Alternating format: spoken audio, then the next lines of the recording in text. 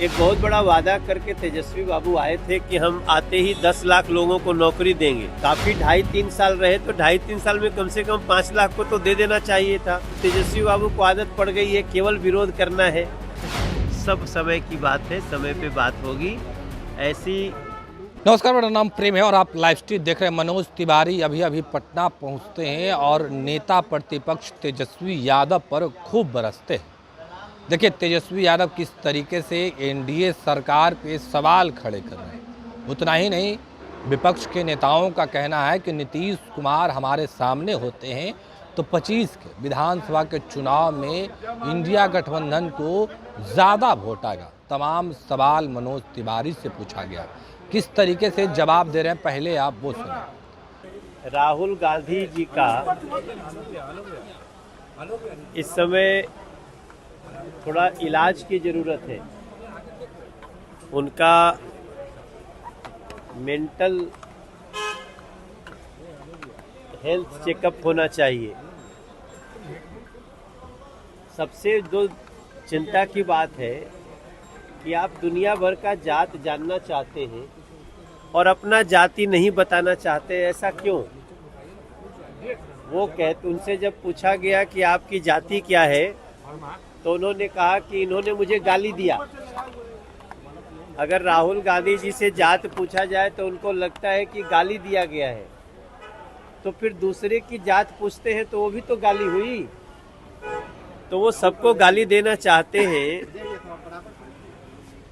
और अपने को उससे बचाना चाहते हैं। तो मैं समझता हूँ ऐसे व्यक्ति का मेंटल हेल्थ चेकअप होना चाहिए। ये देश अपनी प्रतिभाओं से जिसको जो आगे बढ़ना होता है बढ़ता है और इस देश के हर बच्चे में प्रतिभा है। ज़रूरत है समय पे उस प्रतिभा को तराशने की। लेकिन पता नहीं, चूँकि इन लोगों को इतना दिन से सत्ता में रहने का आदत हो गया था राहुल जी को, कि सत्ता से निकलने के बाद वैसे ही तड़प रहे हैं जैसे मछली को पानी से निकाल दो। इस देश के जितने सरकारी केंद्रीय कर्मचारी हैं, सरकारी कर्मचारी हैं, उन लोगों का एक लंबे समय से डिमांड था कि हमारा सेंट्रल पेंशन स्कीम को जो पुरानी थी वही लागू किया जाए। और आप सबको जानते हुए बड़ी खुशी की बात है कि 2 दिन पहले सेंट्रल पेंशन स्कीम को नरेंद्र मोदी जी की सरकार, उन्होंने इसको मंजूरी दे दी है। अभी हम और ललन सिंह जी साथ में ही आए फ्लाइट से, वो भी बहुत प्रसन्नता व्यक्त कर रहे थे।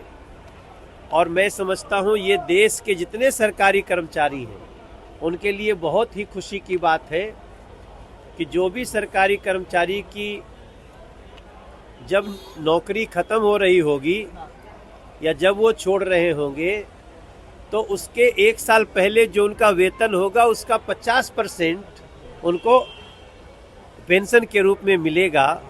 और ये मुझे लगता है देश के लगभग 10 करोड़ लोगों के लिए, 10 करोड़ परिवारों के लिए एक बहुत बड़ा समाचार है। नरेंद्र मोदी जी को धन्यवाद।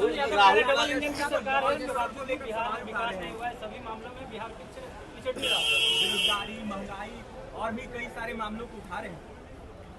देखिए वो तो खुद भी रहे।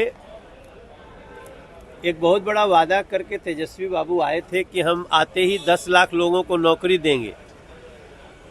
काफ़ी 2.5-3 साल रहे तो 2.5-3 साल में कम से कम 5 लाख को तो दे देना चाहिए था। लेकिन 500 को भी नहीं दे पाए। तो तेजस्वी बाबू को मैं इतने कहना चाहूँगा, देखिए हम ये नहीं कह रहे हैं कि बिहार के हर एस्पिरेशन को हमने पूरा कर दिया है, लेकिन बिहार बहुत तेज़ी से विकसित राह पे चल रहा है। और बिहार को इस बजट में 26,000 करोड़ रुपया दिया गया है। अब उसका तो विरोध कर रहे थे तेजस्वी बाबू। आप अगर विपक्ष में हो के भी बिहार के समर्थक हैं तो बिहार में जो इस बजट में स्पेशल दिया गया है, टोटल देखेंगे तो करीब 48,000 करोड़ का इसी बजट में है। लेकिन उसकी तारीफ करने की बजाय तेजस्वी बाबू को आदत पड़ गई है केवल विरोध करना है। मुझे लगता है जो बिहार को प्यार करता है वो बिहार के हर बेहतरी को स्वीकार भी करे। राहुल गांधी ये जानना चाहते हैं कि अभी तक कोई दलित या ओबीसी मिस इंडिया क्यों नहीं? अरे यार छोड़ो उनके। डबल इंजन की सरकार है फिर भी अपराधी कंट्रोल नहीं हो नहीं, देखिए बीच में तेजस्वी बाबू की ही सरकार आ गई थी जिसमें उन्होंने अपराधियों को सबल करने का काम किया था। वापस जेडीयू और बीजेपी की सरकार हो गई है और अब कड़ी कार्रवाई हो रही है। मैं आपको विश्वास दिलाता हूं कि बिहार में अपराधियों की खैर नहीं होगी। ये भाजपा और जदयू का फिर से एक लंबे समय के बाद शासन आया है और इसमें अपराधियों के ऊपर कड़ी कार्रवाई होने जा रही है। आपको ये विश्वास दिला सकते हैं। चिराग और मांझी झारखंड में चुनाव लड़ने को लेकर के चर्चाएं हैं और लगातार झारखंड में बैठक पे बैठक कर रहे हैं, कैसे देखते हैं? अब इसमें मैं कल बात करूंगा। सर एक अगर चुनाव लड़ते हैं तो क्या बीजेपी जो है उचित सीट उन्हें प्राप्त करेगी झारखंड में? अब इस पे आज हमसे मत बात कराइए, मैं थोड़ा सा इसमें पार्टी से डिस्कस करने के बाद बात करूँ। सर एक सवाल है, कहीं ना कहीं जो विपक्ष के नेता हैं तेजस्वी यादव कह रहे हैं कि नीतीश कुमार हम लोगों के सामने होते हैं 25 में तो हम लोग बेहतर परफॉर्मेंस करेंगे, नीतीश कुमार का बिहार में इकबाल खत्म हो गया। सब समय की बात है, समय पे बात होगी। ऐसी ये सारे जो बातें हैं ये इस समय प्रासंगिक नहीं है, आने वाले समय में इस पे बात करें। तो अभी आप मनोज तिवारी को सुन रहे थे, तमाम मुद्दे को लेकर क्या कुछ कहा उन्होंने आपने सुना है। किस तरीके से तेजस्वी यादव हो या फिर राहुल गांधी तमाम लोगों पे अपनी बातों को रख रहे थे। फिलहाल के लिए इतना ही, बने रहे लाइव के साथ। धन्यवाद।